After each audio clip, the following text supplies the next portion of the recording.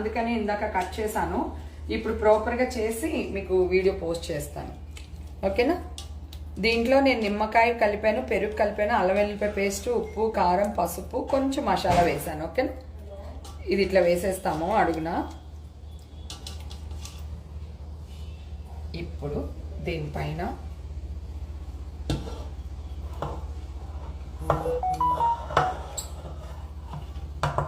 ఈ రైస్లో కొంచెం టమాటాలు, కొత్తిమీర, కరివేపాకు, పచ్చిమిరపకాయలు, కొంచెం గీ, కొంచెం అల్లం వెల్లుల్లిపాయ పేస్ట్